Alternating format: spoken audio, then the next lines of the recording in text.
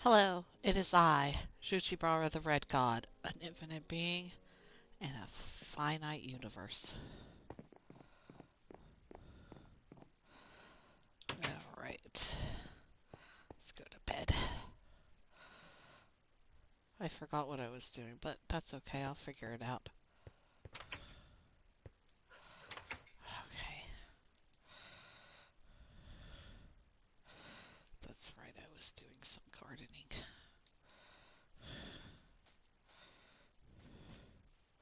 Should put up some pumpkins to make sure I know how to get back to my fishing shack. I might go explore that cave, though. I have the materials necessary to do such. I need to cut down some more trees, though.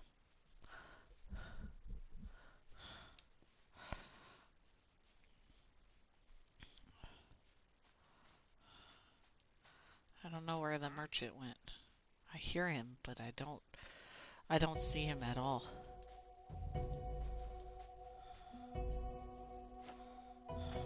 There's a cat.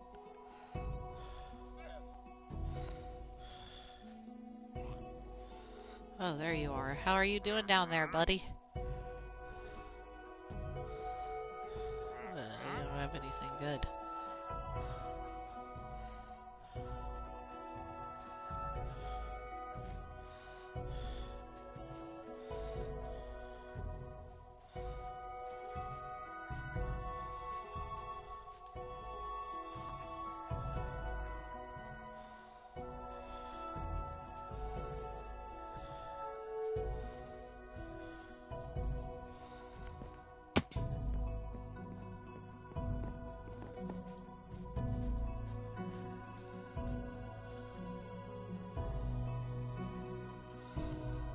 We gotta get some wood before I go down and underground and mine.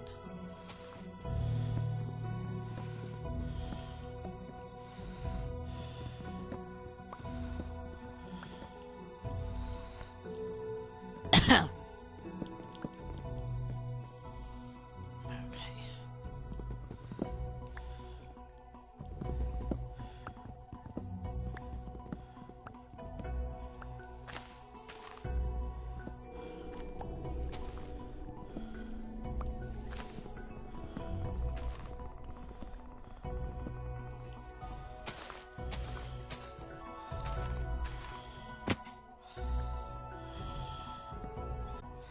There we go.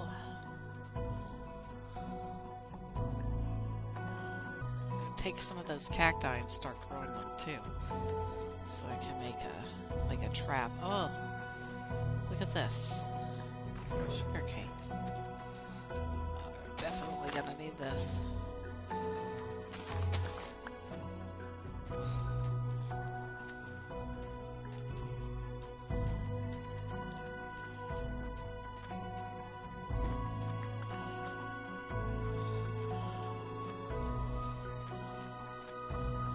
Yeah, make a bridge here too. Yeah, make just a straight line. Right there and there. Should make multiple bridges. I should build more bridges before I do anything, so everything is easily accessible. This is kind of annoying to me. I try to go for accessibility and easiness, so it's not so hard to do this kind of stuff.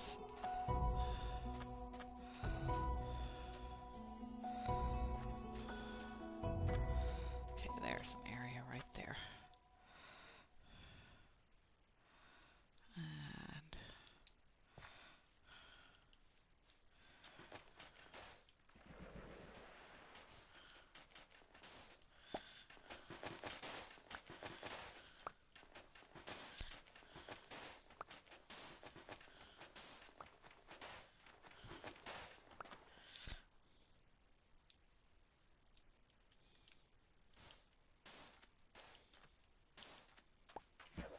ah, shit.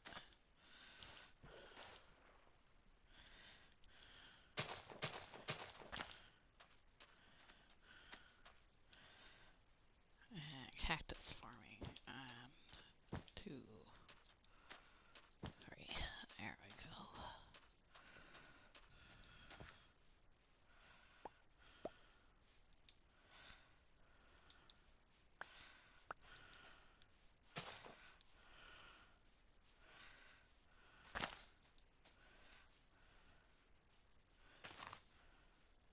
Oh, that one got really big over there.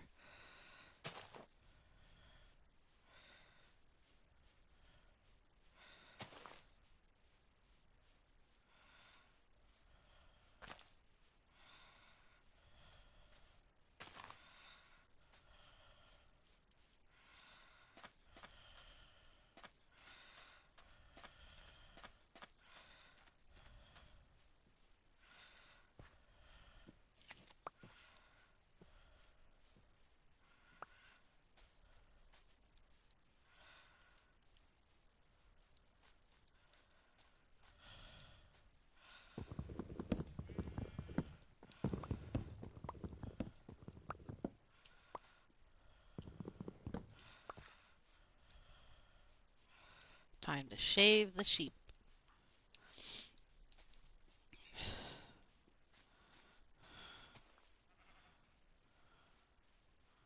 I've got an apple.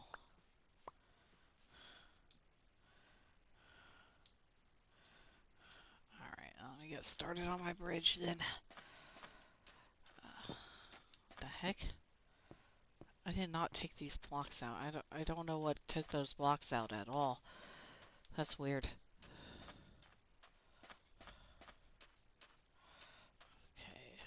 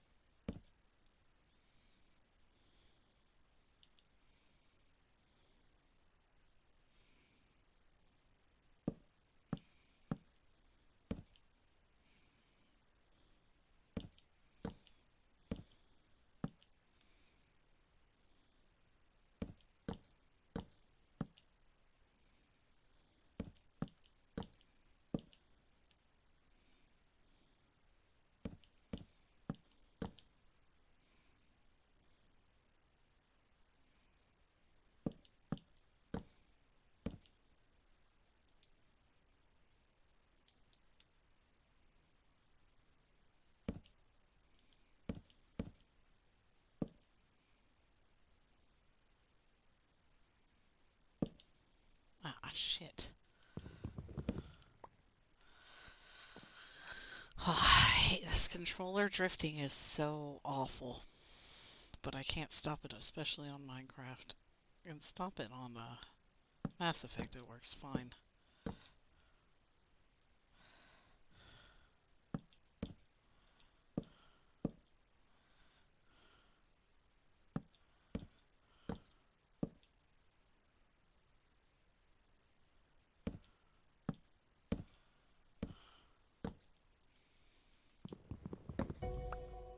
There we go. It'll be a lot easier. Look at that. Look at that. There we go. We have a bridge. Love this bridge.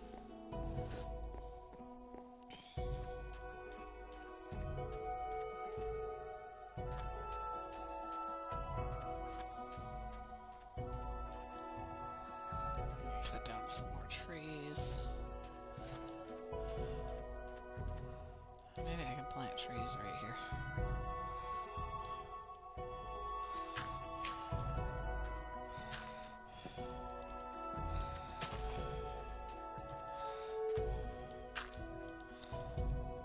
There we go.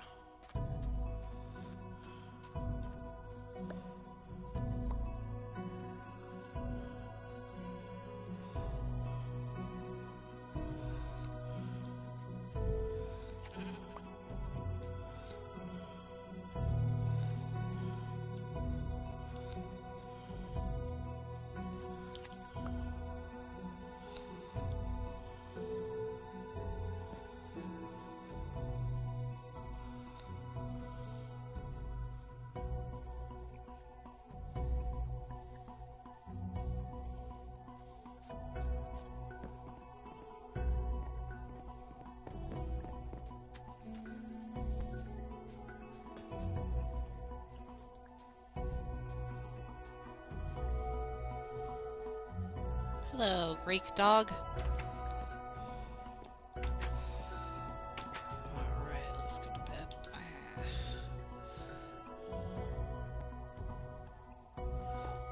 There we go.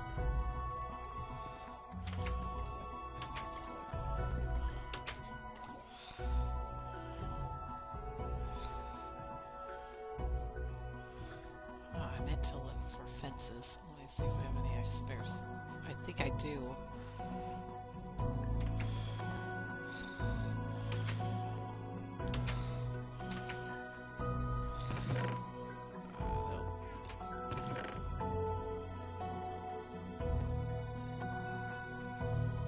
Oh, there's some.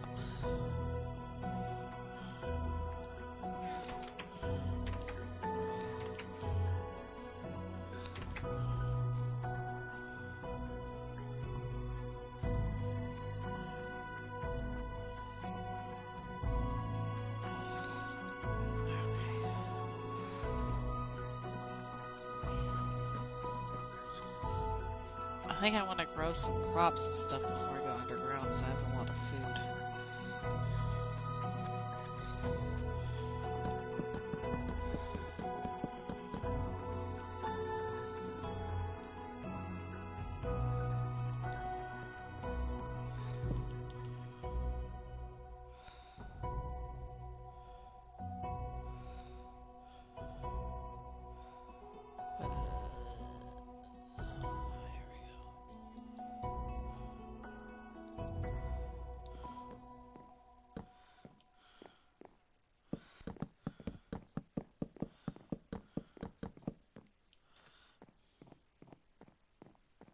I need more wood. That's what she said.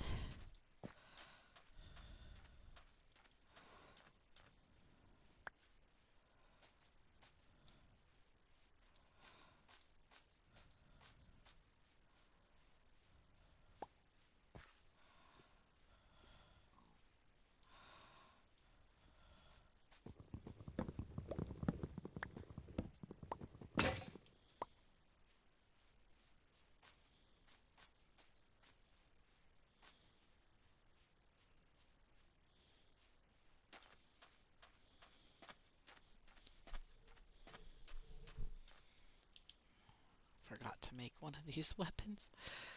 Let's see.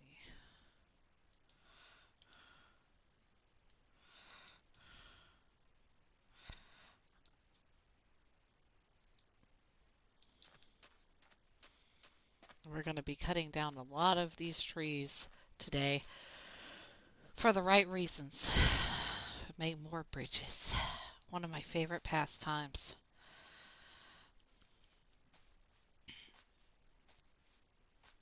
How do you do, fellow sheep?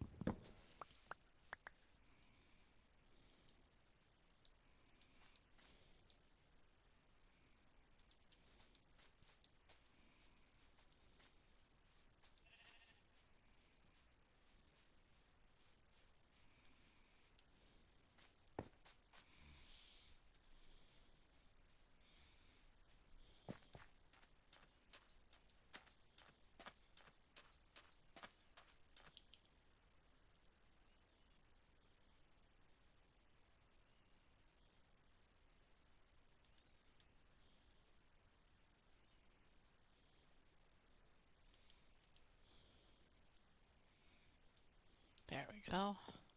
So definitely finish this bridge. And then I'm going to put some lights on it so it's nice. I figured while I was waiting for everything to grow that I would start building bridges and stuff. And that way I can hoard a lot more food because planting food really helps out in the long run instead of fishing on all the time. Sometimes you gotta be a farmer, you know. That's just how life is. What the heck? Put it right there.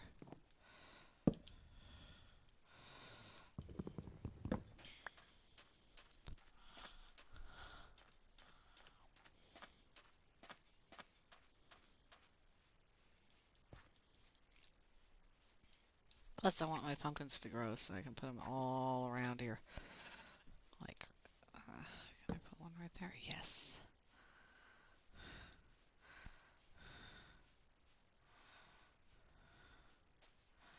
I love hiding the pumpkins, like, on the side of the mountain, like right here, and put it like that. And they light up at night. It's pretty great to do that, you know.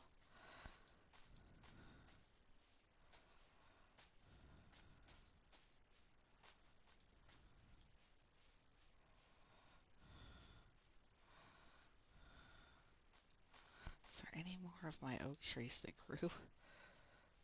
Doesn't look like it.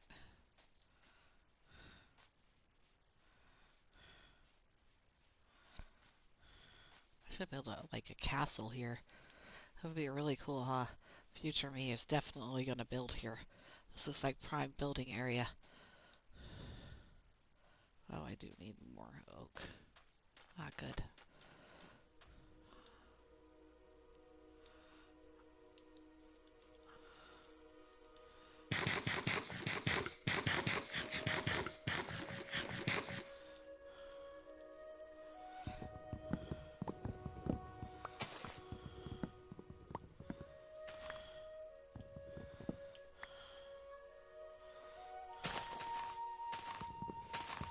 I should use that bone meal to make it grow, huh? Oh well.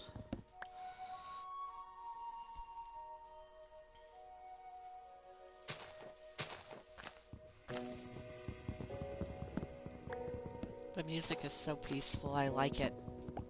Makes me feel really relaxed, you know?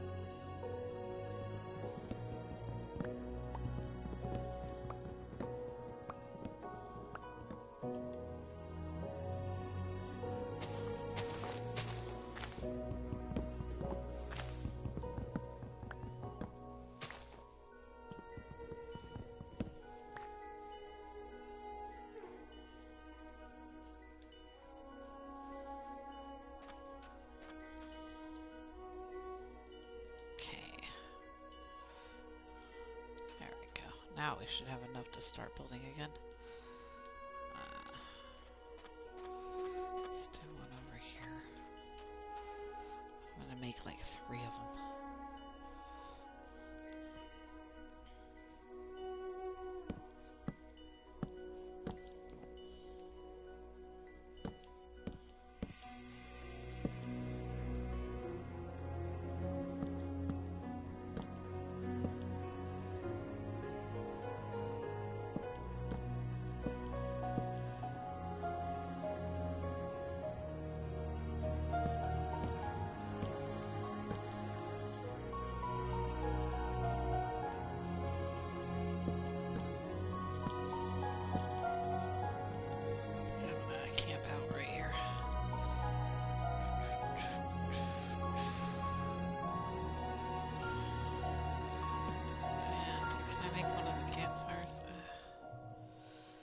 Where's the campfire thing?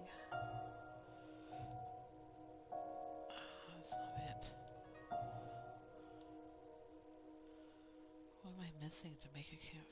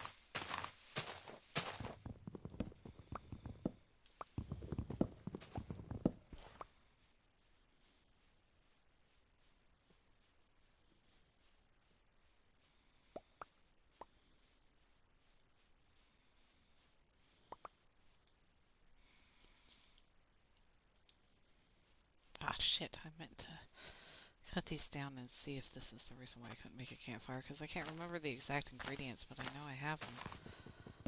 Most of it. Okay.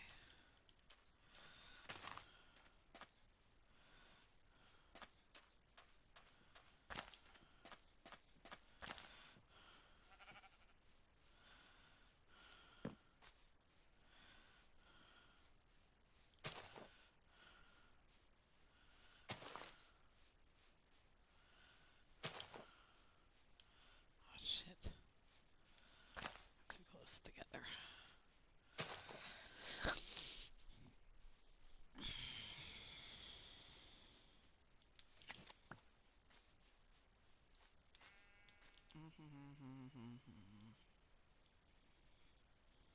There it is. Yes. I'll make a camp over here.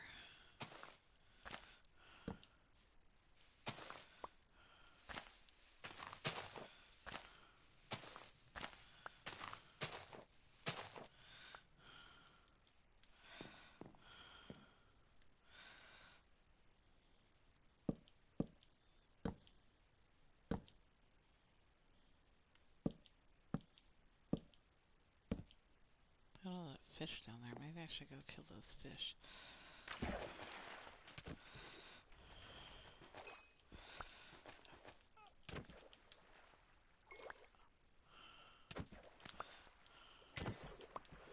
There we go.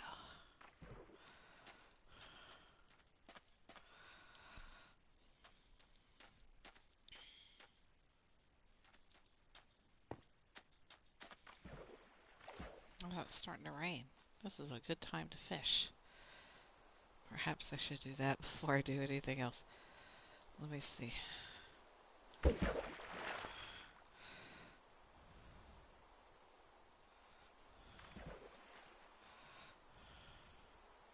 build a tiny little house here.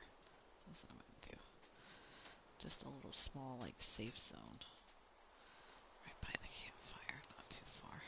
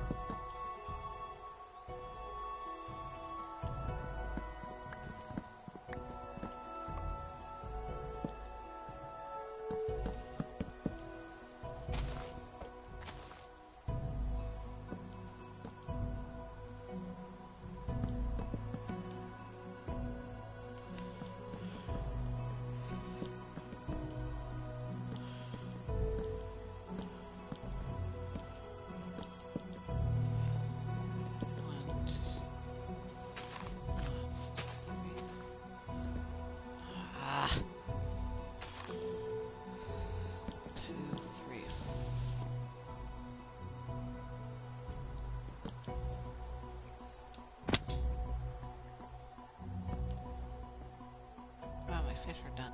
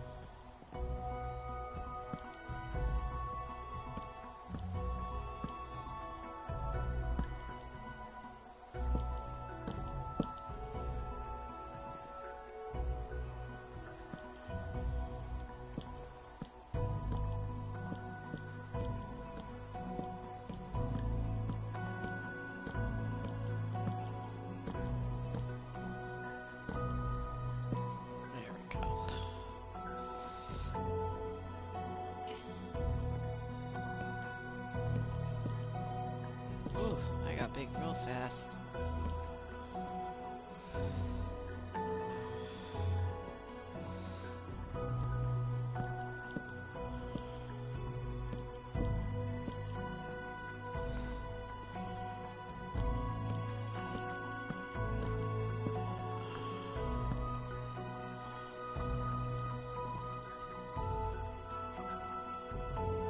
Ah, come on, man.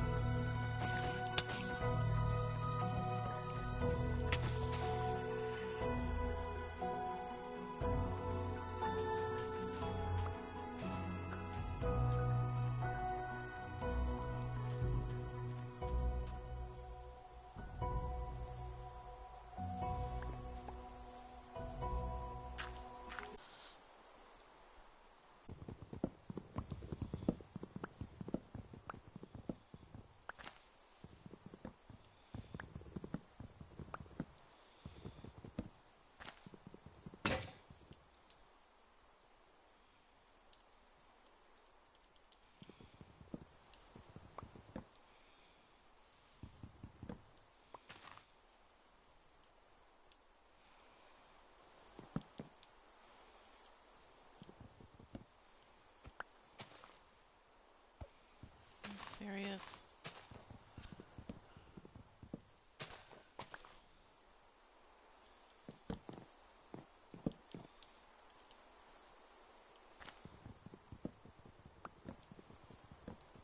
Yeah, this is huge.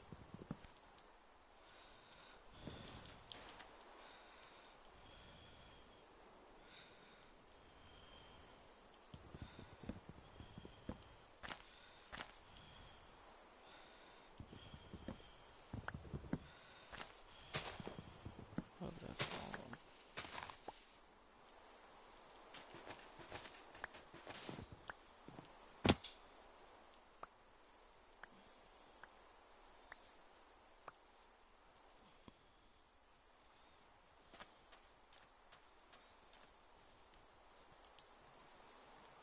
Ugh, I need more cobblestone too.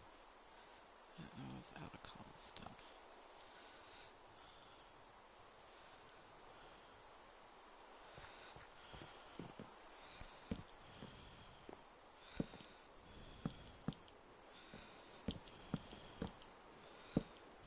Oh, shit.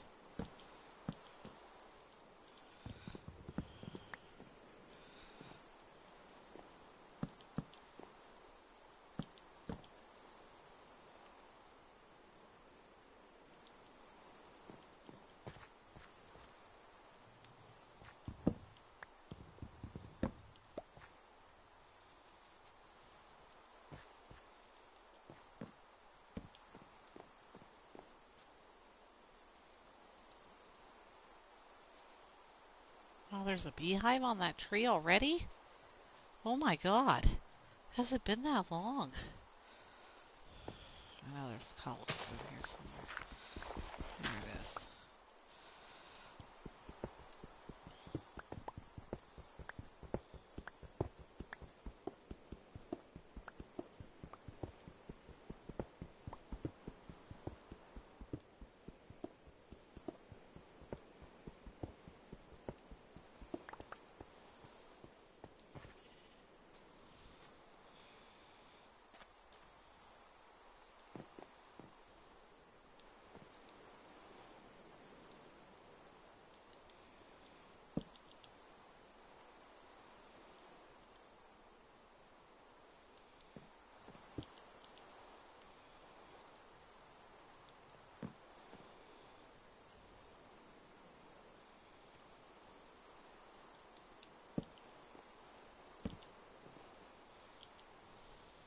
is the fucking doors.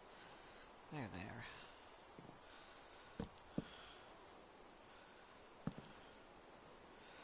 think I can finish building this little tiny house. There we go.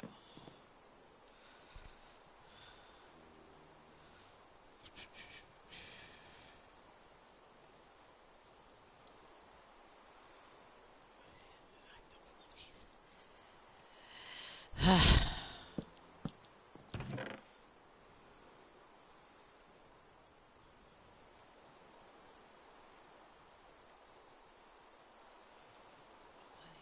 think I'm gonna use this and see what it looks like on the house.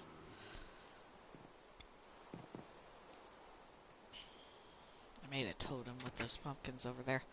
I wanted to make it kind of like a totem you would see. Ah, yeah, you're gonna come at me with sticks? Uh-uh.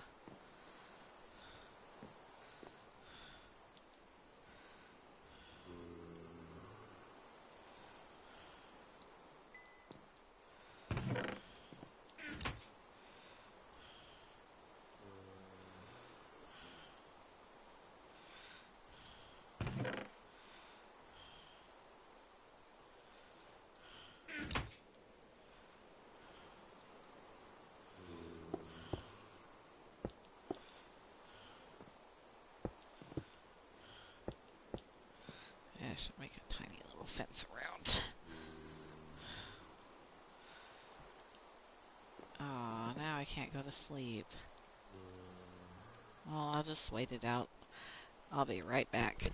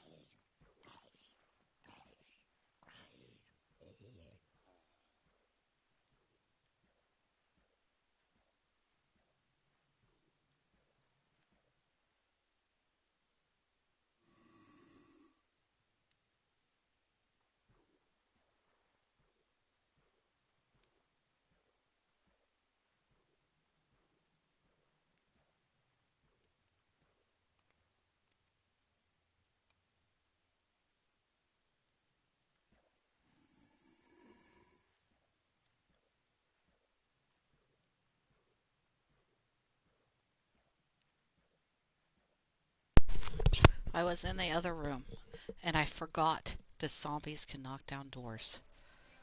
And so I heard them killing me and I had to come back to save myself. Self-preservation is the highest law. And I do definitely need to build a fence in this area. Let's see.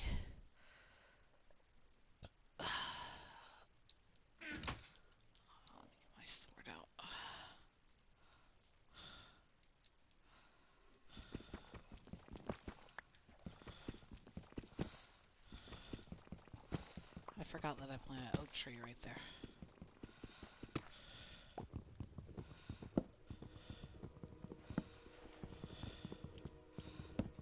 Oh, come on. You pulled your you had enough strength to pull yourself out of there. Get away from me. God. Holy crap. I don't think I have any milk.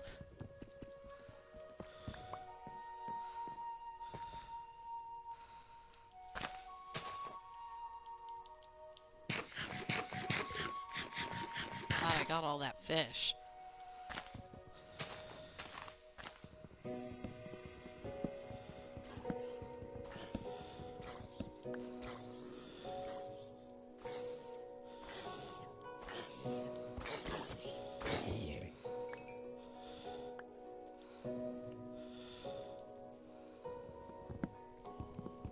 One of the things I don't understand, I was looking on the internet, is a lot of Wiccans and witches will put out these memes about how witchcraft and Wicca has nothing to do with Satanism.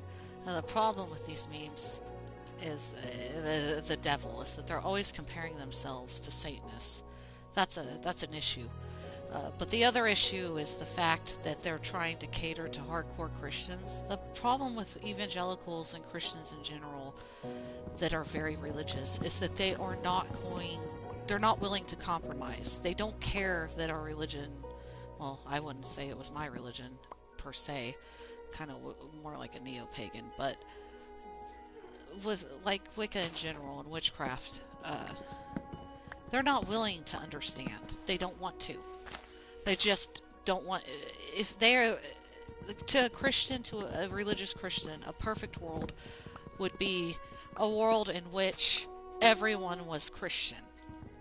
And that's unrealistic because in their eyes, they're saving people by giving them to Jesus. And I try to explain this to pagans multiple times, and I think it has to do with the leftover satanic panic from the 80s, where people did get persecuted by Christians and went to court for things they didn't do, and how the pagan community was persecuted by Christians during that time period. To my knowledge, this only happened in America. I don't know if this happened in England or anywhere else, by the way. I need to make that kind of point. It could have happened elsewhere, but this is mostly about evangelicals in the 1980s in America. And the satanic panic was really bad, and nothing but false accusations, and the QAnon stuff is the new version of that. But there was nothing going on. They were making it up, and you saw both Satanists and pagans got the brunt end of the stick with that kind of stuff, because the thing about Christianity, evangelical particularly, is if there is no enemy, and America, the government is also like this, you need to watch out for it, they will make an enemy up. And it's usually the other. And pagans are a minority, Wiccans and witches are a minority, Satanists are a minority, which by minority here I don't mean that there's not a lot of them, because there's a substantial amount of pagans now. But a minority in this instance, what I learned from my politics class, is that a minority is a group without power, and we don't have a lot of power because I'm basically a pagan Satanist witch. We don't have a lot of power, okay? And it they're not going to be pleased by a meme that says we have nothing to do with the devil. Even if Satanists are like, we don't worship the devil. There are Satanists that worship the devil, okay? There are bad people out in the world. But majority of them, uh, there's not a lot of them. Majority of people have nothing to do with it. Even Satanists like me, majority of them don't worship Satan at all, except as themselves. Because we're both Satan and God, and if you have a philosophical concept of this. But it's all used as symbols, symbols here, symbols there. The problem is that these memes keep trying to appeal to a Christian audience that is never going to be appeased. To the old propaganda from Christianity in Europe, it states that all pagan gods are of the devil or Satan. If you read the old Spanish texts on the Aztec gods, you'll also encounter them talking about the Aztec gods being the devil in general because they're pagan. So I don't understand why people are so. I don't understand why anybody would keep trying to please these people who they're not going to be pleased, okay? They're just not going to be pleased. They're never going to be pleased. They're never going to be satisfied with you and your religion, and you're just going to have to deal with it. And if you want an answer for this Christian stuff, you're going to have to accept the fact that some people are never going to accept your religious beliefs or your religion or your spirituality or your witchcraft or anything. They don't have to, okay? They don't have to. You don't want to listen to that, but they don't have to.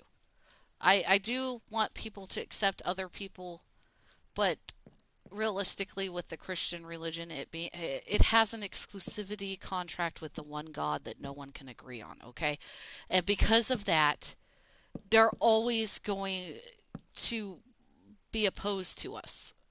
Just in general, they just don't like stuff. They're never going to be satisfied. The problem isn't us. It's not the witches that have Satan or don't have Satan in their beliefs or practices or the imagery or anything like that. That's not the problem. The problem is not the community, it's not Wicca. The problem is them. It's it's on them. It's their problem that they don't like other religions. If they had their way, like I said, they would make the entire world Christian because they believe they're saving everyone. This doesn't happen as much in other religions, okay? Like if you go to Asia, this doesn't happen as often as you see it here. And that's what cults do. If you really strip down Christianity and ancient Christianity, if you guys know anything about ancient Christianity and how different it is from the modern day, you'll know that ancient Christianity is so wildly different that it's not even funny. Like it would be unrecognizable to most modern Christians, okay? And because of that, uh, their religion was basically a cult in Rome. It was a strange cult from ancient Rome and the Mediterranean and the Middle East, like the cult of Mithras. And I said I didn't say that it came from the cult of Mithras. I need to emphasize that because some people think it did. The sheep just fell in the fire. The sheep just ran into the campfire. That was hilarious. And he died, and I didn't do anything. It wasn't my fault. I wasn't my fault that time. He died. He just ran into the campfire and set himself on fire and then gave me some cooked mutton. That was hilarious. Holy crap. That's why you need to watch out where you're going. Anyway, for Christians, it was a cult and it took off and it didn't like competition. And so it got rid of all the competition. It even got rid of some of these really weird denominations of Christianity that don't exist anymore. Like there was a denomination that didn't believe Jesus is God, or a sect that didn't believe Jesus was God. There was a sect like you have like the Gnostics and stuff like that, and they're all gone. Okay, they're all gone because the Christians got power and they destroyed paganism, and I mean there were remnants of it that survived, or they assimilated it to erase it in which is something the Old Testament also did. Uh, they assimilated it into paganism, and so all the paganist stuff got Christianized and so forth. Like there's a long history. It's been about 2,000 years, you know.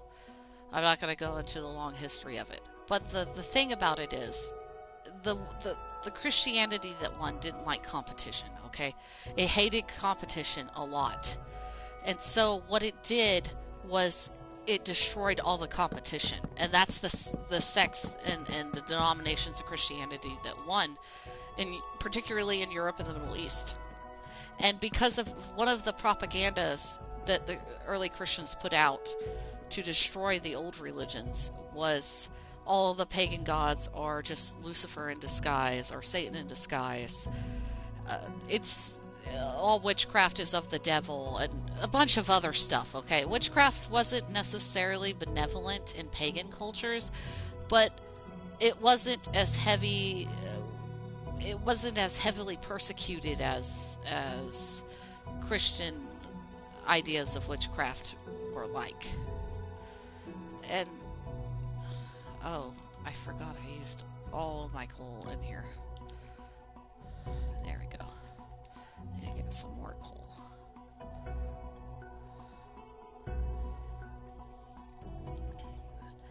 And the thing about this Christian stuff is that most of Christianity in the modern world survived because of propagation by sword, and sometimes peacefully, assimilation, becoming the dominant culture. Let's see what else. There was a bunch of reasons why it became dominant. And it became dominant because of the politics. It had to do with the Emperor Constantine. You know the whole spiel. And indoctrination is one reason that Christianity survives so much and has perpetrated in our culture for a very long time. And I'm just going to be honest with you. We can't do anything about that. We can only focus on the here and now. And I can't do anything. The thing about people and their beliefs. Oh, good. There's a place to explore right here. Cool. I kind of want to go exploring, and that's really deep hole. Do I have my bucket on me? Yes. I'm going to pour water down there. Oh, there's pumpkins over there. Why didn't I see them before? Oh, I gotta go get them. I'm gonna plant some pumpkins around my area too. And my point is that you can't change people's beliefs. The cool thing about beliefs is beliefs aren't facts. You'd be best to remember that they aren't facts at all. But it's a huge but. Because they're so subjective, beliefs are, and you're going to have to learn this. They can be anything. You can see the anti-vaccination people are very into their beliefs and strongly believe in stuff, but that doesn't make it fact. We know for a fact that they're wrong, objectively, right? Beliefs don't have to be right objectively to exist. They're pretty subjective by themselves. And people need to think about that, because there's always going to be some sort of gray area in life where life is subjective for everyone on this planet, and there's an objective point of reality as well. There's many reasons for this, but I don't want to get into all of them. So life is basically a mix of both objective and subjective stuff. It's just a complex issue, okay? So because beliefs aren't facts, you're not going to be able. It's harder to change people's beliefs than it is anything about themselves. You remember the bite model I was talking about in the other episode? Not this one, but the one before then. Behavior control, information control, thought control. Christianity exhibits a lot of this. And the cool thing about the bite model is it can be benevolent or and helpful, or it can be malevolent and malintended. And you see it, we usually use this bite model to talk about cults and stuff like that. And the thing about Christianity is it did use the bite model a lot to survive. But a lot of religions do that. I wouldn't say Christianity was the only one to be guilty of that. It's just the one that's the most popular right now at this time period. And you're not going to be able to. I mean, first of all, it's a bunch of pagans trying to tell people that they are. I understand education and all that, but the thing about Christians is they're not interested in being educated about pagans. A majority of them just don't care. Okay, everything is the devil, and the really religious people like those memes cater to, they're not ever going to understand you. The only way you can break them of that kind of hostility is to be around them all the time, to the point where they see pagans and they realize that pagans are human too, and they start humanizing pagans. But the kind of like we have nothing to do with the devil thing. First of all, you know, as witches in general, should not be comparing themselves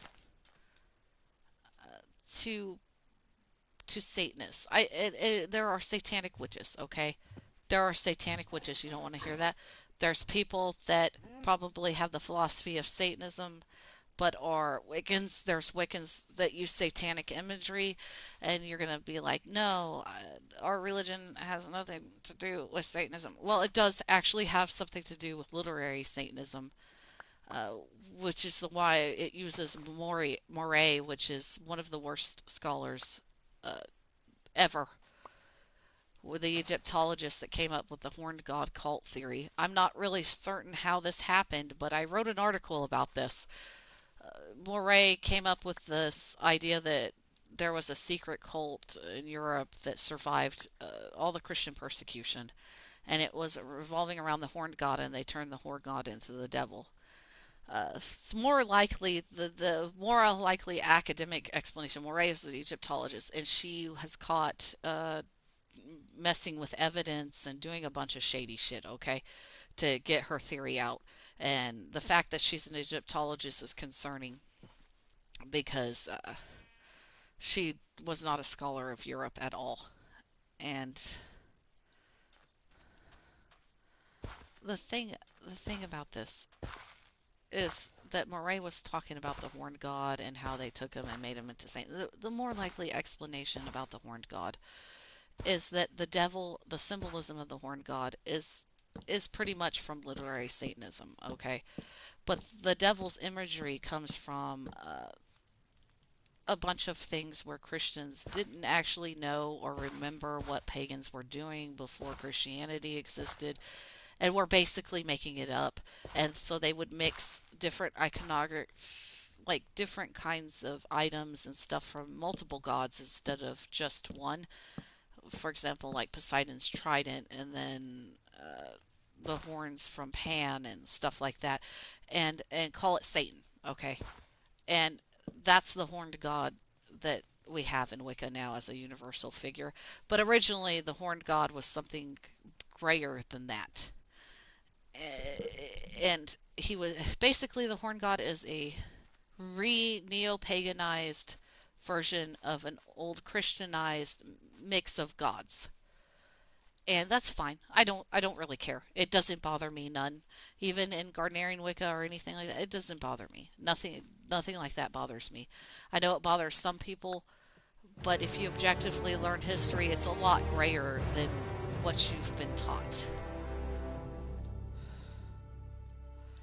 Got these beetroots. And I just get tired of it because pagans want to deny anything to do with Satan and then turn around and be like, yeah, we're this, and this. And I'm kind of done with it.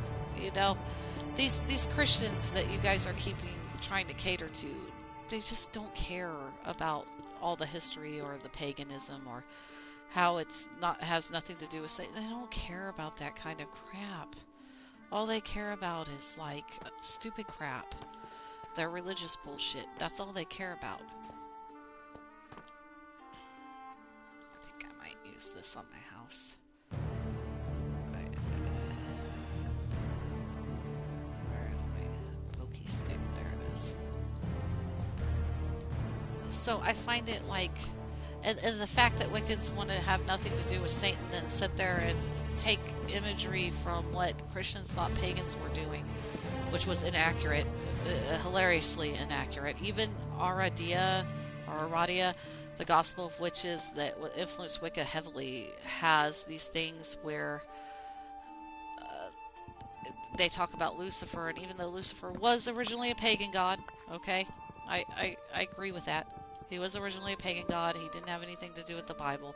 And they did make him into a figure of Satan. They still pull from, like, his fall from paradise or from heaven in that gospel. Like, it's a neo-paganized version of Christian things. So, as pagans, we're going to have to start admitting to ourselves that we totally took some of the Christian stuff and repaganized it. Or, like, they took some of our stuff and turned it into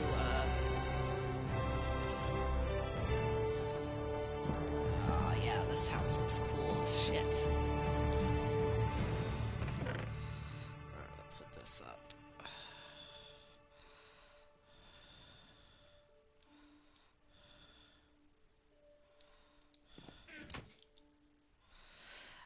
They and then we also took from what Christians thought pagans were doing, which is a mix of Christian thought and paganism together, and repaganized it in the modern world for the modern world. And we need to acknowledge that, and people don't. And I think the problem is, I mean, it's the same thing. Like Lilith is really worshipped in a lot. Lilith is one of the coolest figures in history. She's like 5,000 years old. She's from ancient Babylon, Mesopotamia, Sumer. She's like related to Inanna and seems to be one of Inanna's aspects, or like a mimic of Inanna's aspects, and a bunch of spirits all together.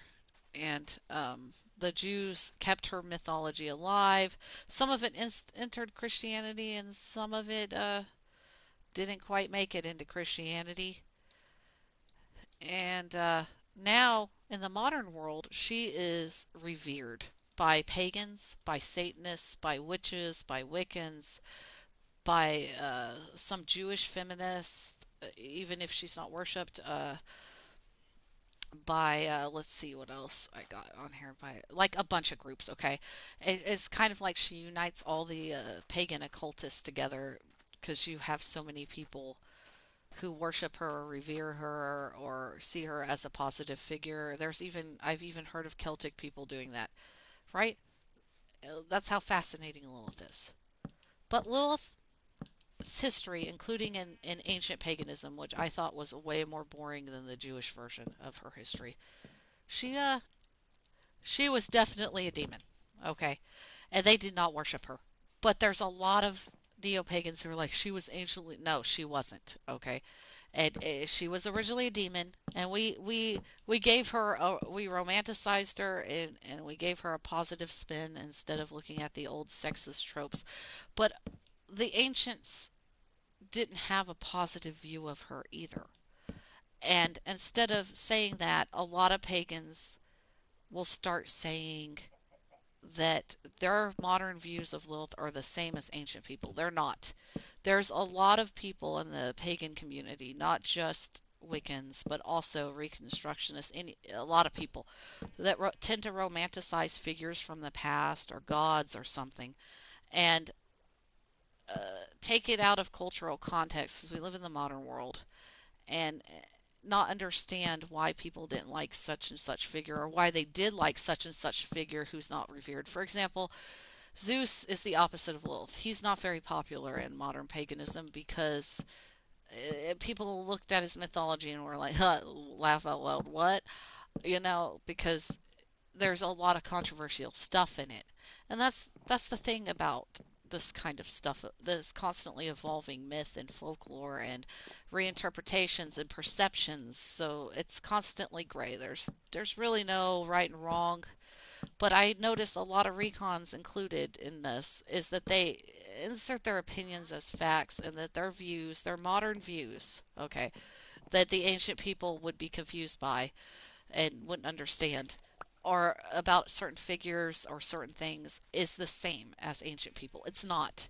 One of the coolest people that used to own a Lilith shrine was talking about Lilith not being worshipped anciently, and talking about how pagans need to acknowledge that all of her worship is pretty modern, and how she's connected to gods and stuff like that. Oh yeah, I can't cut down that tree. It has a beehive. Forgot about that. Wait, is there two of them with a beehive? Oh, there is. I can't believe how many trees have beehives on them. That's really cool that there's so many. I'm like helping nature. Anyway, point of the matter is with this is the woman that ran this little shrine got mad because somebody was trying to say that she was a victim of patriarchy, and going into a long spiel about how the goddess was a victim of patriarchy, which I don't deny that that did happen, probably, because female figures are really hated in a lot of Christian stuff. Though I don't think that happened as to the extent that a lot of people exaggerate that it did. I just think it definitely happened. But Lilith isn't one of those figures. She was never originally a goddess. And the person that owned this shrine named Renee was talking about it, and she's like, I'm going to tell you something. I don't see Lilith as a victim of patriarchy, more as if she's empowered herself because she refused to be a victim of patriarchy. And I don't have the same view that ancient people have of Lilith because I don't live in the ancient past. And I was like, that's real. That's keeping it real. That's keeping it real to me because you don't live in the ancient past. And ancient people have different views of some of these mythological figures that everybody reveres. And it's not just Lilith, you know. And that just happens. And even if you took one culture, let's say ancient Egypt, or let me see, yeah, we'll just say ancient Egypt, and you see that like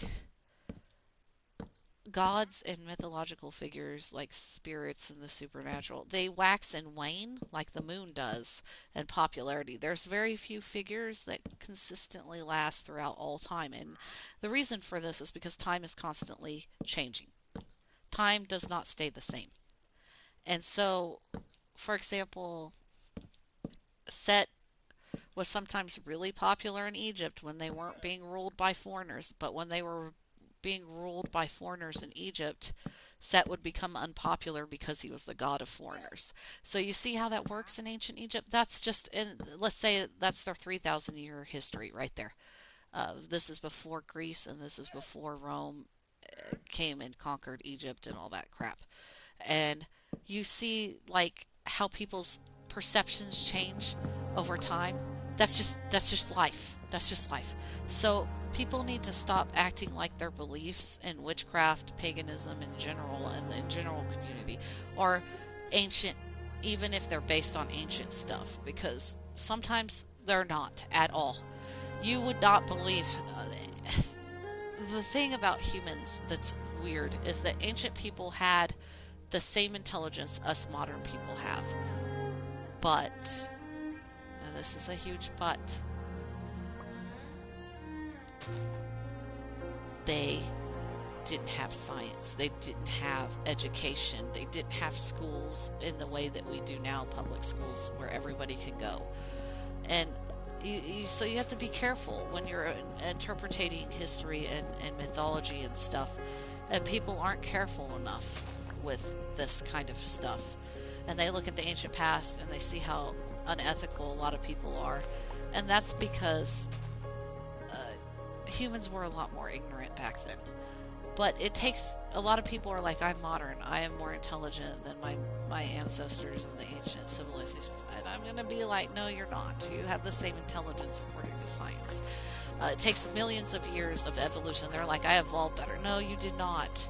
Because billions of years.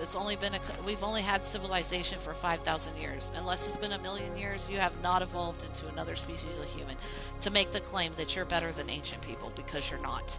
You have the same intelligence. The difference is that you have access to technology, to vaccines, to health, to constant improvements, that technological improvements, like constant self-improvement. We have constant technological and civilized improvements. And because you have more access to knowledge, you also have more access to ethics. Because I don't know if you guys ever talk about this, but one of the reasons that you see a lot of unethical behavior from people, especially in the ancient past, is literal ignorance, especially things like racism. So, because you have access to knowledge and data that's more accurate now, and science, there's less racism than there used to be, or at least there's supposed to be. And that's why they don't always have the same values that we have in the modern era. And we need to remind ourselves of that, because you're going to find, if you pour through some of those, and it's not just the Old Testament. Old Testament just gets the most criticism. It's a bunch of religious literature that's unethical. You know, ancient Greek religion, Mesopotamia, all of it. Because people were in their early days and they were learning ethics, and you have to give people the learning time. You don't have to agree with, you can understand and not agree with your ancient ancestors. You do not have to agree with them.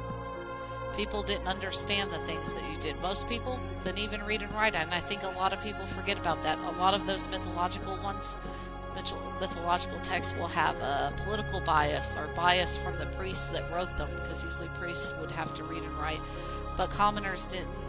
They weren't allowed to, and sometimes nobles wrote. And then also you have other factors, such as sometimes women weren't allowed to read and write. In Mesopotamia, they were. That's where you get the first author in Mesopotamia was female. The first author in the whole world from ancient, I think it's Sumer. I can't remember. And and she was the first author in the entire world. And then you have like the Telegenji that was written by a woman in Japan, and they were pretty patriarchal. They were even more patriarchal. I wouldn't say Mesopotamians were always patriarchal, but I would definitely say sometimes in some periods of ancient Japanese culture, they definitely were. I'm trying to run to my house right now. So you always have to take these considerations in, but a lot of people state their opinions. Like, for example, they'll have an opinion about spirits or something, um, and act like it's based on some ancient text, and it's reality just their opinion. It is not really that important. Like they put more importance into it than it actually is. It might be important to them, but it's not always important to other people. And even if you're religious, I'm not religious, but if you're religious and you realize that beliefs aren't facts, that's when you realize something great. Going back to the beliefs aren't facts thing, because beliefs aren't facts and they're so subjective, they're basically opinions, right? Beliefs are very similar to opinions. They're like a modified form of opinions. You start to realize that there are all these gray areas and you have unlimited opportunity to develop. And and you see people's beliefs and you can't believe the diversity in beliefs from an objective standpoint. It's amazing, okay? It's amazing. It's something to be celebrated that we don't have the same opinion. It's not something to be mad about like other people. People like to feel right, but once you get past this, once you grow up and you get past this, that they aren't facts and that it's we should celebrate the diversity of opinion, then you'll feel a lot better about everything. Oh shit! I'm gonna have to go get more coal. I'm gonna have to go down there and mine a little bit. Come on, cat, stop! Cat keeps putting his nails in me. One of the things I need to talk about is that most beliefs are harmless. Let's admit that to each other, okay? Most opinions are harmless, most beliefs are harmless. So, when you shouldn't tolerate somebody's beliefs is when it's not harmless, when it's extremely harmful. Um, I think a lot of people in the modern world have seen when people's beliefs blow up and uh, they aren't harmless anymore, and it's things are serious. And the best example is QAnon and Satanic Panic, and let me see if I can think of other examples. We have like the Proud Boys and stuff like that.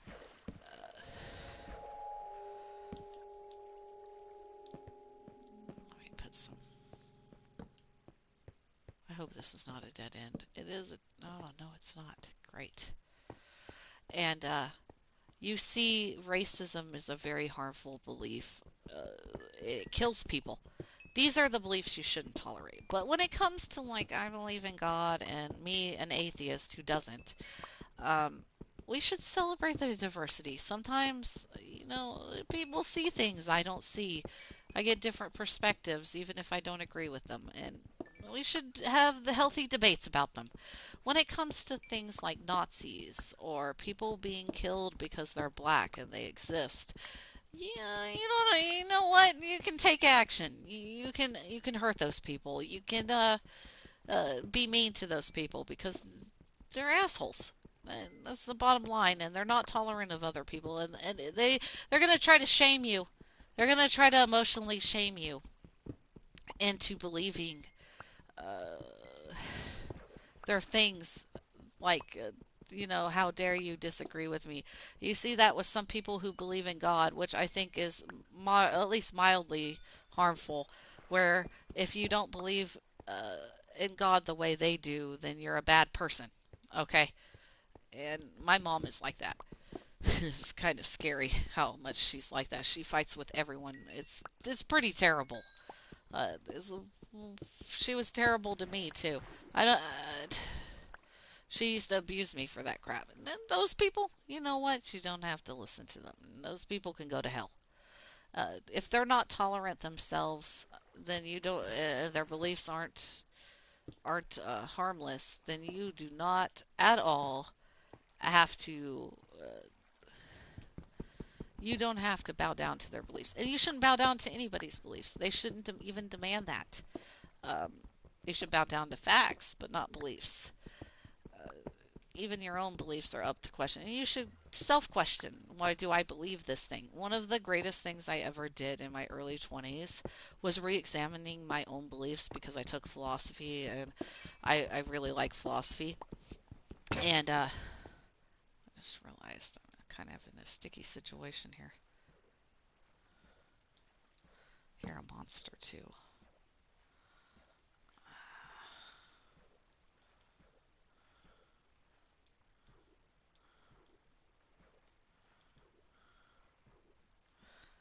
I re-examined why I didn't ask if I believed in something instead. No, no, no. I didn't ask if I believed in anything. I examined why I believe in something. Did it come from my childhood? Is it a product of indoctrination? Is it a product of being around a religious mother? Ah, shit! Ah, good, I survived. I heard it coming, so... Okay, we gotta clear out some of this mess here. I'm not talking about the coal. Anyway, you guys need to examine why. Ask yourself, like, uh, you don't have to ask yourself why you like hot dogs, but you could start small like that. Why do I like a certain food? Is it because I was raised on it? And if you can answer it, that's a good start. Then you need to ask yourself harder questions. Like, why do I believe in God? Is this a product of the church? Do I really believe in God? And one of the coolest things is when you start examining that kind of stuff, the hard questions like that. You know what happens? You go and look at other people's perspectives who don't believe the same way you do. And you either reaffirm your belief in God or you end up an atheist like me. Pretty great, huh? So, always question things. Why, when, how, even if it's just yourself. You don't have to be so doubtful of why you believe in things and all this other stuff. You have to have knowledge of self. Knowledge of self will conquer a lot of things. And you doubt that you believe a certain thing because of indoctrination, you drop it unless you can verify it's true. Every once in a while, like a broken clock is right twice a day, you find that the indoctrination may be right. But sometimes it's not. Most of the time, no, it's not. And you can start being skeptical. You should always have healthy skepticism, okay? People say they saw a ghost. Please be skeptical. There are so many people I've seen who aren't that skeptical, and it makes me sad. It makes me cry as a man on the inside that you guys aren't as skeptical as you should be. You don't have to be like super skeptical. Oh, I'm glad I came down here. There's a lot of gold down here. Oh, I think my cat wants outside. This is a really good little dungeon here, down here.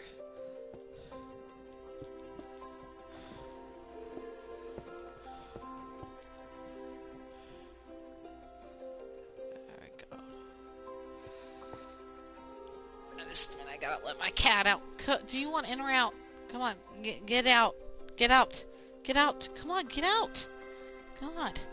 He comes in my room and he wants to be in here with me, and then he Then he's like, I want outside now, and it's like less than 30 minutes later, and it kind of irritates me, okay?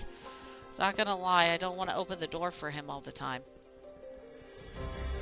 And yeah, you guys are gonna have to learn to be skeptical about some of these people's claims. A lot of people think they see stuff that's not real.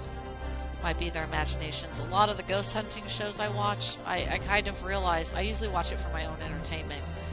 And you, another thing, another adult thing that should be learned by everybody here is that you guys should definitely learn that it's okay not to believe in anything. Like, if you don't know what you believe, that's fine. That's okay. It is healthy to not know what to believe in. It is healthy to be questioning because a lot of people, and I remember this in Dragon Age, there's this part where uh, the warden can reply to Flemeth at the beginning of the game after she saves you, and you're being told conflicting things. And I just realized I was trying to cut the gold with that. It's not going to work. Where's my... There it is. Um, you can state to her that you don't know what to believe. And she goes, oh, that statement is wiser than you think it is. And it is. It is a wise statement to say, I don't know what to believe. And it is okay and healthy to not know what to believe. And if anybody tells you try to convert you or try to get you to believe in things that you're not or unsure of, or you don't really, if somebody tries to control your beliefs, they are probably not good people, and it's probably not a good idea. But there's ways to examine ideas, if they're good or not, without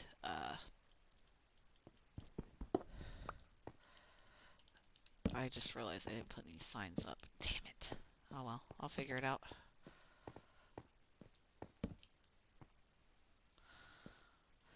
Um, if they try to tell you what to believe, they're probably not good for you.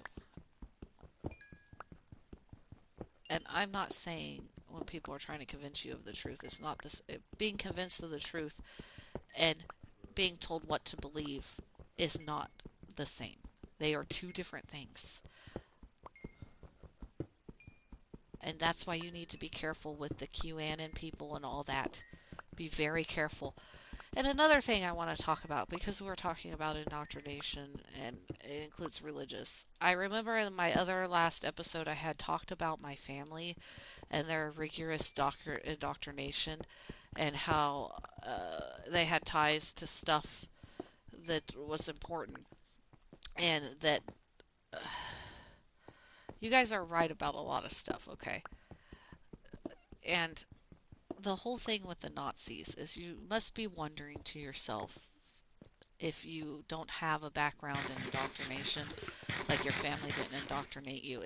Indoctrination doesn't just include a religion. In this context, I'm talking about the government and capitalism and things like that, okay? If you don't have a background in it, because sometimes some people are completely unaware that they've been indoctrinated. And if you're not self-aware of it and you're not aware of it and how in the bite model, it's easier to become indoctrinated. The more aware of it, the harder it is to indoctrinate you. The thing about indoctrination with the Nazis, you must be wondering how they got so powerful and how they took over, like the Proud Boys and all these white supremacist groups. And I'm going to be blunt with you guys, because if you've been watching Donald Trump, you know that there's flaws in the American system when it comes to... Oh, good, a slime.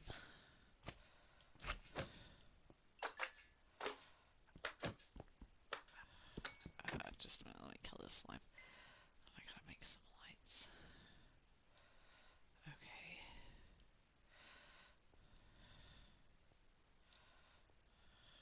I put these guys everywhere.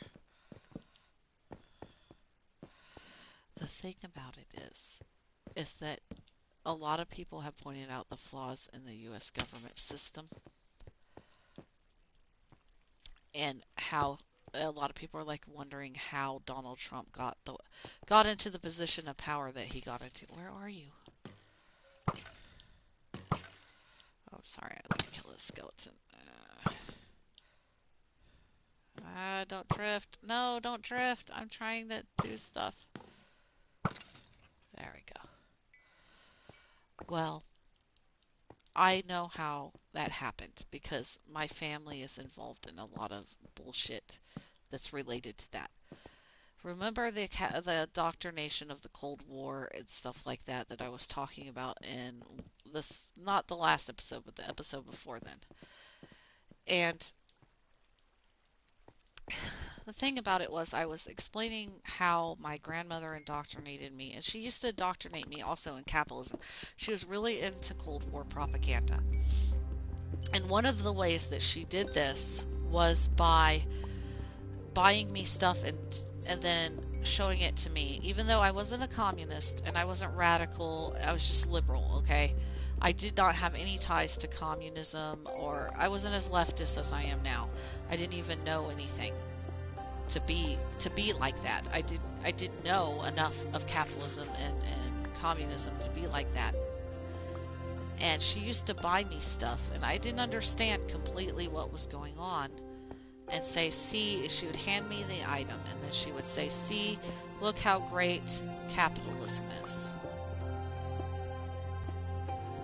And because I had questions, okay? I don't know if I'd call myself a communist. I've never read the Communist Manifesto, but I have a lot of criticisms of capitalism. And I think that if you don't at this point, then you haven't been paying attention.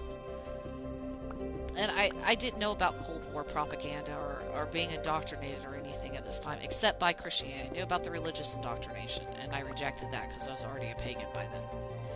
And my grandmother would attempt to bribe me into, I guess, capitalism. It became like a religion to her. Like, she was way more secular than a lot of people I met, but everything, I think I need to go back to the surface, by the way, was like a religion to her, the capitalist crap was. And me being like 18 years old, I couldn't understand what she was talking about, and I don't know why she did this stuff to me, because I was pretty much already pretty pro-American and pretty capitalist. I would say I was closer to a neoliberal than I ever was. Like right now, I'm more of a socialist. But back then, I was way less socialist than I am now. And I didn't understand a lot of stuff. I was still learning the ropes in the world and stuff like this, and trying to find my place in the world. And she was trying to bribe me into capitalism and all this other stuff, a lot of stuff with Cold War propaganda. Like I said, me being a dumbass, I didn't know what she was talking about. I didn't know what was going on. Come on, man. Get out of here. Ah, shit. Well, at least you blew up the zombie. We can go down here further. I'm trying to find my way back up to... I'm using the lights. Okay, no, that's not it. Wait. This might be it. So, she would try to bribe me. Alright? And she was very conservative and from the South, like I explained in the other episode, and she loved the Confederate Army, and that's how Southern she was. Well, they tie it to Christianity because it's just easier to do that, and that has its own history. I just watched a video on this. It has to do with this one woman that has its own history elsewhere. I don't want these. Oh, shit. There we go. I wanted those bones. Okay, this is not the right way. And, wow, I am completely lost. I finally did it. I got lost in one of these things because I forgot to put up signs. I can't even believe I did that.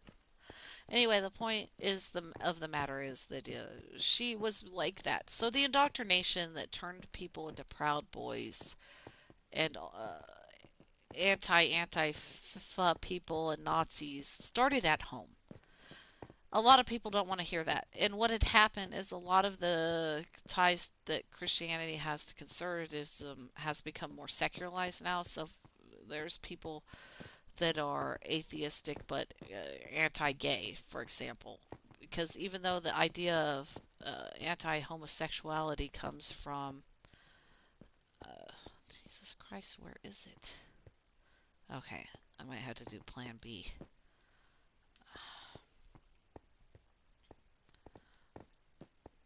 I feel like I'm going around in circles. Can't find the fucking exit at all. Try going up here. Um,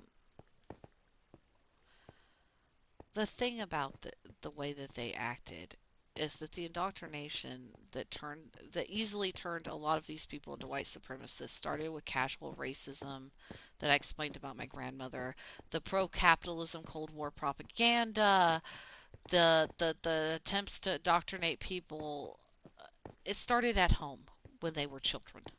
And so when these groups hadn't existed yet, it evolved into the neo-Nazi crap that you see. The roots of it, I know people don't want to hear this, so I'm going to be honest with you because I live by an Air Force base, and it's not too far from here. And I've lived in a lot of military towns, and I've been in places since I was younger because of various circumstances. Um, Let me do this. I think I'm going to go up there. Maybe if I can get closer to the top, I might be able to get out of here. Sometimes there's an alternative exit out.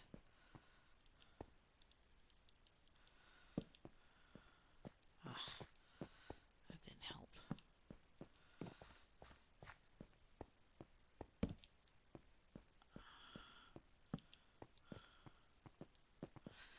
And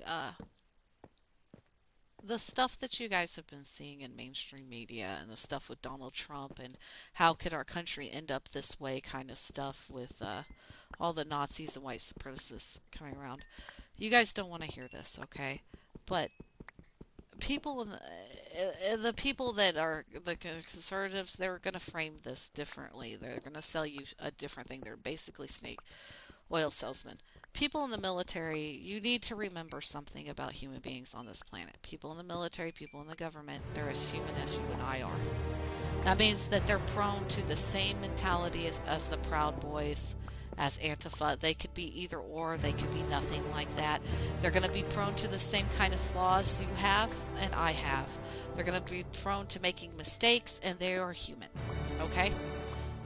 Remember that they are human, because I don't know why, but people seem to think of the rulers here, like the politicians here, as God, which is why Trump had a golden statue.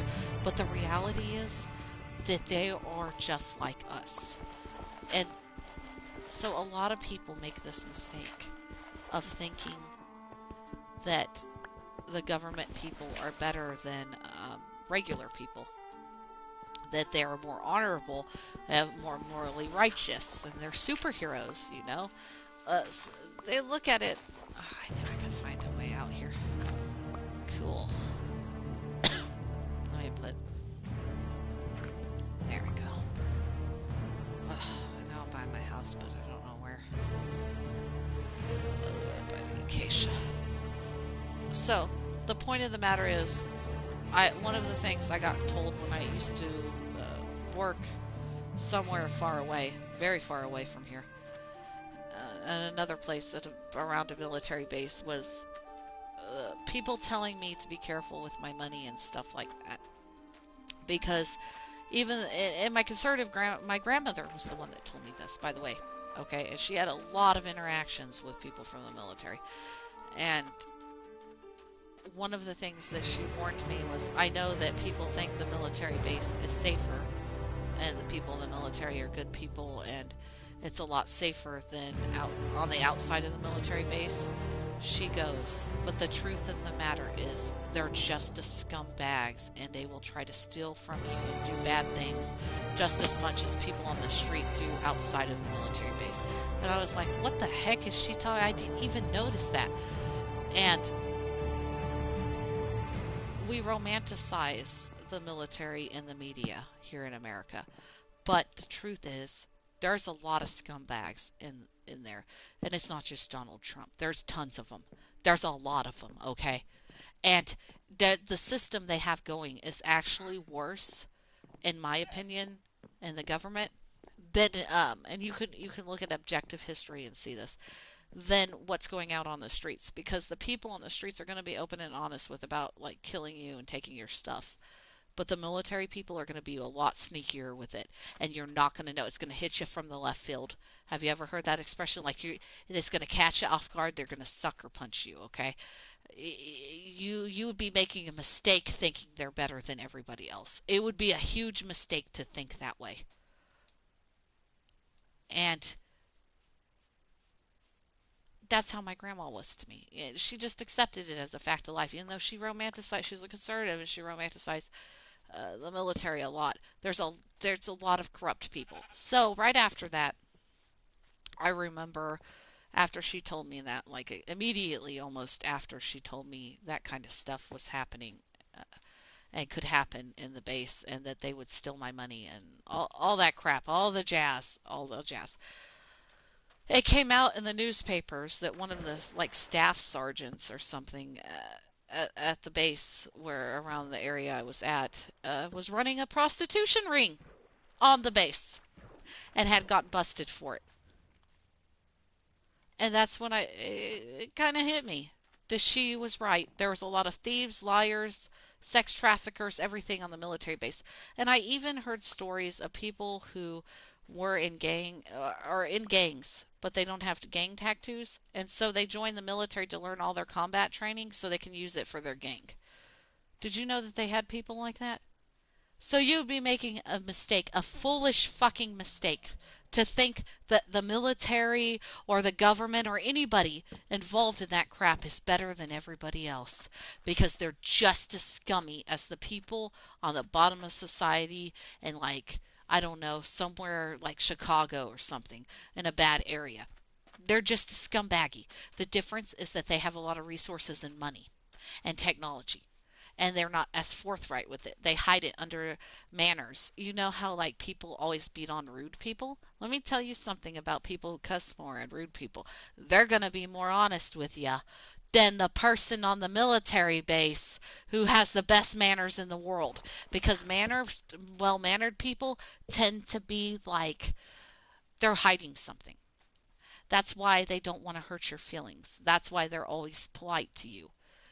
And you're like, no, Jessica, I don't want to believe it. But think about indoctrination for a sec. Let's go back to indoctrination, okay, by cults. And you see how cults are really nice to you, or maybe here's an even better example, because I know you've met weirdos in your life. There is no way that you've been living on this planet as long listening to this podcast or broadcast and not know that there's weirdos on this planet. Okay, and they were nice to you on the surface, and then you got to know them and realized they weren't really good people. Like, has that happened to you and it disappointed you? You had to cut them off and you never saw them again? Yeah, you know what I'm talking about. I know you do. Okay? That's how the government is. Once you get to know what was going on, you realize that these people aren't as nice as they've been telling you that they are. Wow, he did that like 2 times. I can't believe that. These people aren't good. And you're fooling yourself if you think otherwise. I'm trying to find a place to build another bridge, by the way. I think I'm going to do one over here. It looks funny naked. Okay, that's my house. You know what? I'm going to go make my fence first. Let's do that, because I need one of those. But you're fooling yourself if you think that everything is perfect. There's no such thing as perfection. There is always limitations. There's always going to be people that are buttholes. There's always going to be something wrong that needs to be fixed. That's called life. And people can't handle reality. So they live in a delusional fantasy world where figures like Donald Trump are gods. And they're not. And that they're going to solve all their problems, that they're going to make America great again, that everything is going to be all right if they just do it, instead of looking at it realistically as if it just needs constant self-improvement and maintenance, because like a car, like a machine. And instead, they're just going to keep doing this whole fake. They're going to sell you a bunch of lies about how they're going to fix America, but they're not going to do anything, okay? That's what's going to happen.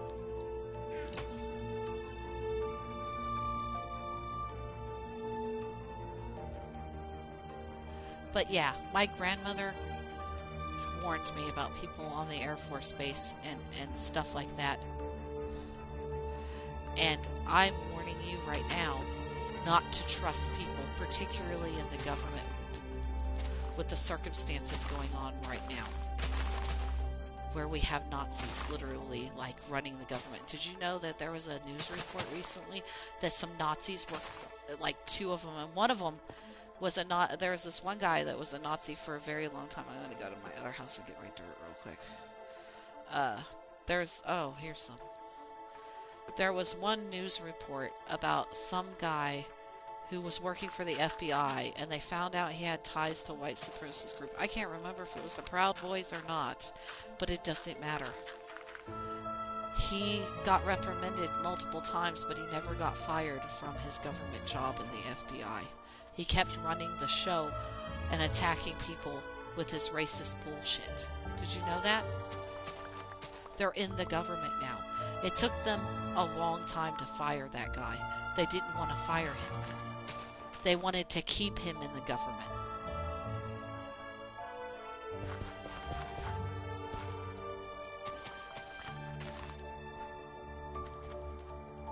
And I think the truth is evident that the government doesn't actually care about people. The government is afraid of you. It's afraid of people uprising against it. There are more commoners and more of you than there is Donald Trump. And if you guys knew the power you held, not voting wise, but in other places, you could uprise against the tyranny and you would be okay.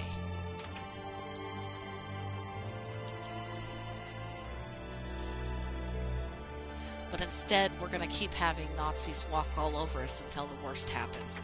Nobody wants violence, right? It's going to happen because we let it happen when we should have nipped it in the butt early on. To be honest, I kind of given up on the American government and its system because the system is inherently rigged from the start, not just against poor people, but black people, Navajo people, a bunch of different kinds of people, and it was made for white men. It's not a government system that was made for women or people of other genders like me or anything like that.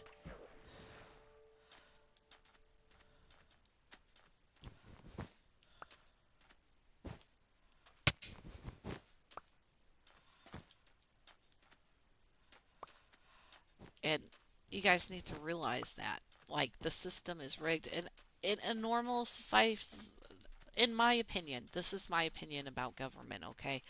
So, you don't have to agree with it at all. I don't care if you agree or not. This is just what I got from the facts. This is my conclusion. And my conclusion is that government, like myself, where I'm constantly self-improving and correcting myself and trying to be accurate instead of right, like always striving for accuracy, the government needs to be constantly self-improving and the people need to help improve it. But with the American system as it is right now, I don't think there's too many people holding it back that don't want to progress, that don't want it to be constantly self-improving, that don't want things to be good for other people, that don't want equal rights. And because we don't have a left-leaning party and a right-leaning party. We have two right-leaning parties. And that means that a lot of the progression isn't going to get done. And we're just going to keep playing the circus, like the shit show, until Nazis take over. And then the worst is going to happen. We're going to be in war with the Nazis. And they're like, Alex, Tsuchibara, calm down. That'll never happen again. Ugh. I don't think you understand Nazis. I don't think you know what you're dealing with. They want there to be violence. That's why they staged an insurrection recently. When's the last time an insurrection occurred in your lifetime? I can't remember one. Not a single one.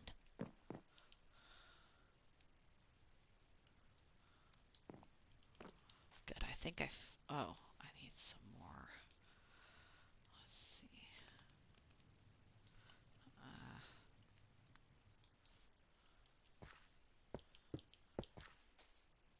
I need, like...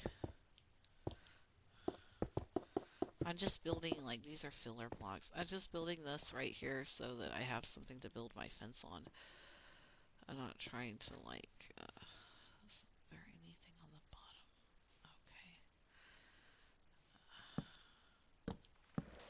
I knew that was going to happen. I was trying to avoid that. I was trying to prevent that from happening.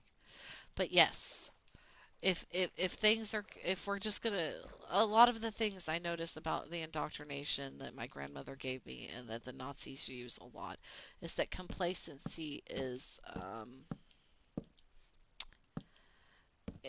just normal, it's considered a trait of the good, and selflessness. And they're gonna, like I said, you guys aren't gonna want to hear this. They're going to use that against you. They're going to make you self-sacrifice when you don't have to so they can get it over with and take over when you're dead. They're going to... what else are they going to do? Just a minute, let me build this fence. I'm trying to build this fence real fast. They're going to... they're going to tell you that you're an evil person because you're disagreeing with them and you're confrontational and you don't want to agree with this crap.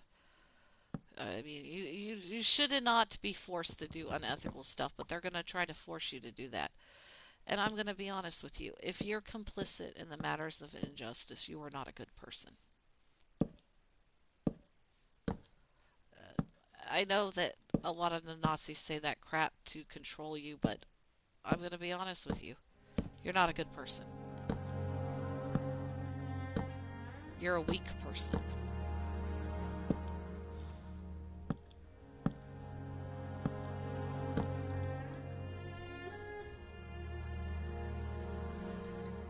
One of the things I found with my grandmother was she was like, you're allowed to be assertive, but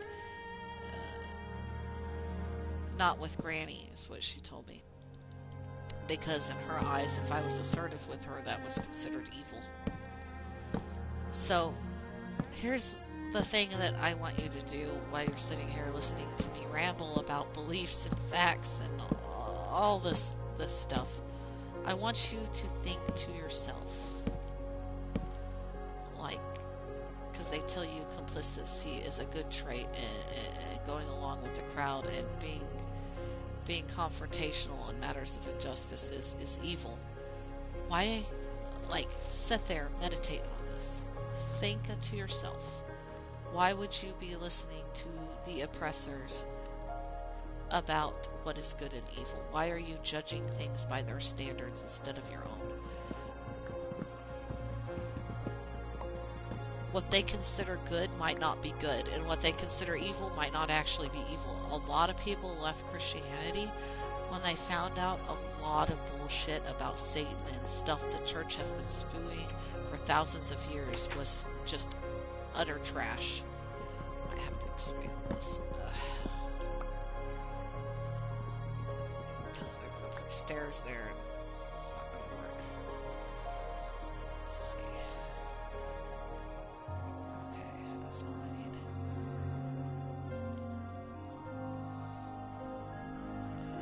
There we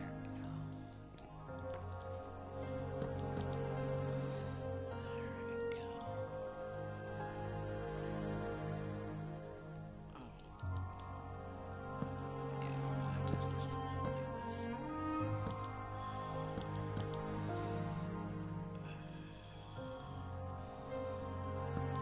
There we go. That's a lot better.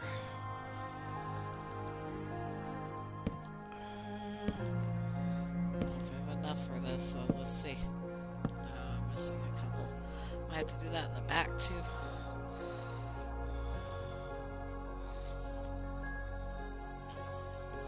But if you've been complicit in the matters of injustice and you were unsure and maybe you were too afraid to stand up for yourself and other people, that's another point of advice I need to give people is that they need to learn to stand up for themselves before they stand up for other people, because you're going to have to fight for both. These people, like Nazis, they're not going to let us live in a world of peace. They're going to destroy us from the inside out.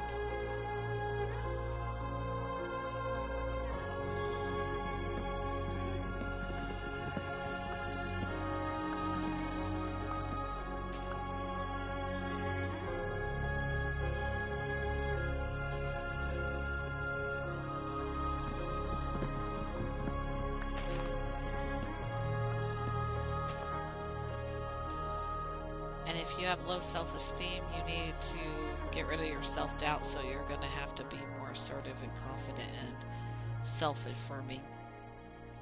Take care of yourself and you can take care of other people. Save yourself, you can save other people. Stand up against the oppressor yourself, then you can stand up for other people. If not, we're just going to keep playing games with them, and it's just going to be the same things over and over and over again, because they're never going to stop drawing this out as long as they can, so they can survive.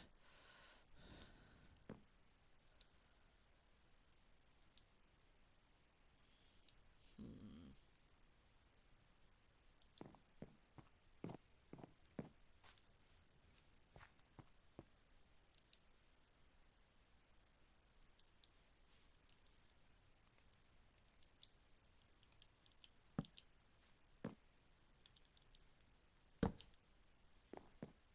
Okay, I'm going to finish building this house, and then I'm going to take a break and come back with another episode, because I'm glad that I finally got it out that people in the government are human, and we need to humanize them instead of dehumanizing them. And by dehumanization, it's not always a negative thing, okay? Dehumanization can be the same as them turning that golden statue of Trump into a god. Dehumanization can be very benevolent looking on the outside, or it can be extremely negative, like it is with racism, where they dehumanize black people. To kill. Dehumanization makes it easier for people to commit acts of atrocities like injustice, and like you hear about with the Japanese and like the rape of Nanking. It makes it easier to if you indoctrinate people to dehumanize others. It makes it easier to turn regular people into monsters overnight. And that's what they're doing a lot with trans people right now, is dehumanizing them, so they have a convenient scapegoat and can get the common man to turn on them instead of turning on the politicians that are spewing nonsense. And you need to watch out for that dehumanization thing. And once you realize that people in the military, people in the government like Trump are human like everybody else, the world will become a lot easier to navigate, and you will be able to take down your enemies and take down the system and do all the things that you have ever dreamed of, because you know that they're as flawed as you are, and that you're trying to live the best way and they aren't. And the difference is that you have two different perspectives, and their perspective is more harmful than yours. And that's the problem. You see, QAnon puts their faith in Trump a lot. They talk about Trump as if he's Jesus Christ. He's not. They're dehumanizing him. And they're dehumanizing him in a way where they're making him like Jesus. Like he's a god. He isn't a god. Okay? He isn't a god. I would say the same thing about Jesus, actually. Because if Jesus was a mortal man, he also isn't a fucking god. Not in the way that they're talking about, anyway. Depending on what your definition of God is, because that seems to be different across religions. But the way that they use Jesus Christ and Trump is uh, that's not my definition of God. But it's also, they're not gods. They're real, like me and you. I don't know if Jesus ever existed. I actually think he didn't. Um, but Trump does exist as a human being, and he is another monkey ape man in a suit who evolved on this planet and is ordering you around. He is not some kind of entity that is beyond your existence, okay? He's not something that isn't human. He's not something that is godlike. He is not something that tries to help the world. He's somebody who likes things like the golden statue because this helps him gain. He loves his own ego. He loves himself a lot. He's a narcissist. He's just addicted to his narcissism, and all the people like QAnon are doing is fueling his narcissism. And the more that they give him this power, the bolder he's going to get, like he did with the insurrection, and things are going to get worse.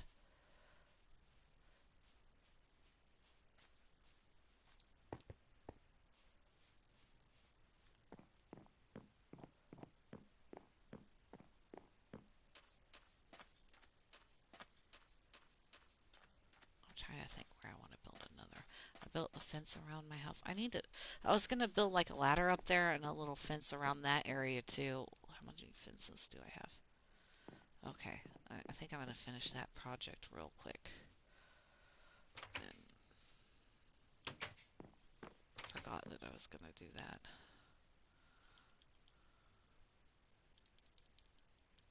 Wow, I have enough. I think I only need, yeah. And then, where am I gonna make this? Probably right here.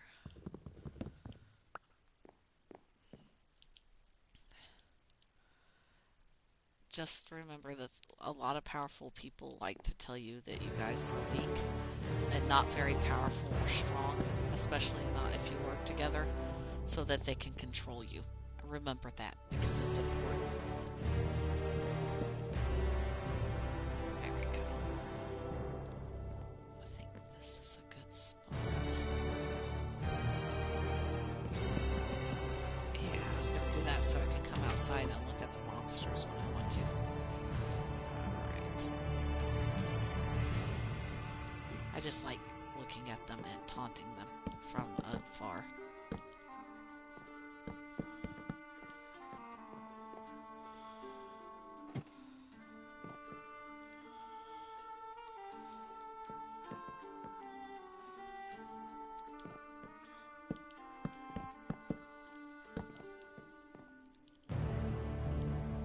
Put some lights on here. There we go. Hopefully the monsters won't be able to get me too much from here. And I can shoot them off my roof, which will be fun with the little thing. Let me plant some trees real quick too. I got like so many oak trees.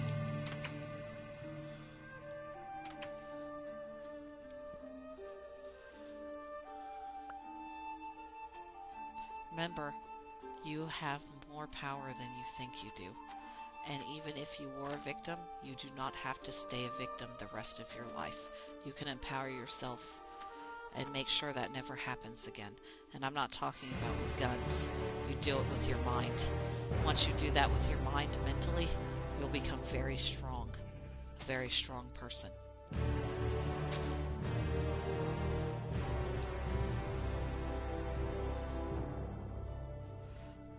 Us Homo sapiens evolved this mind, that we have this intelligence, and even though we evolved it, it works like a computer. That's how smart we are. Like our mind is complex, like a computer is, like a circuit board. And sometimes there's errors like depression and software problems, viruses, so forth. But we can overcome that. You need to put your mind over a lot of this matter stuff. And by mind over matter, you have to do it realistically. Like you're not going to be able to levitate things with your mind. Come on, you have to be realistic. Like for example, realizing you got to take in all the facts around you about reality, and being accepting reality is hard sometimes. By accepting reality, you have to accept both the positives and the negatives of it, and then find a solution that's realistic. And when you use your mind and put your mind like that and take care of yourself and your mental health and stuff, I swear it will pay off. That way you don't have to stay a victim forever. You don't have to be weak forever. If you're poor like me, a lot of people get depressed because they're poor. But let me tell you something. I'm a very, very intelligent person, and that was one of the reasons I survived for so long in poverty. If you're more intelligent, according to science with evolution standards, more intelligent a human is, then it increases their odds of survival. It won't be 100%, but it will be pretty high, okay? It'll be pretty high, like Rick and Morty high, like you know how Rick survives? The reason he does is cuz he's so smart and he keeps learning things.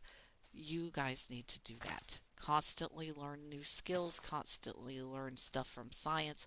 Don't take sources from people that are questionable, or make sure the information that you seek is correct.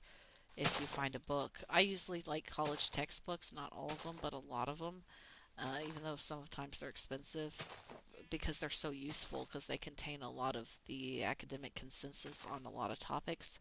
I would suggest also taking philosophy and learning critical thinking skills because that will save your life. And it doesn't matter if Trump has access to nuclear weapons or not, because you'll be smart enough to survive a nuclear apocalypse. And that's what you want to do. Anyway, I'll see you guys on our next episode. I'm going to take a short break and I'll be right back. You guys have a good night if you're not coming back, and I'll see you around.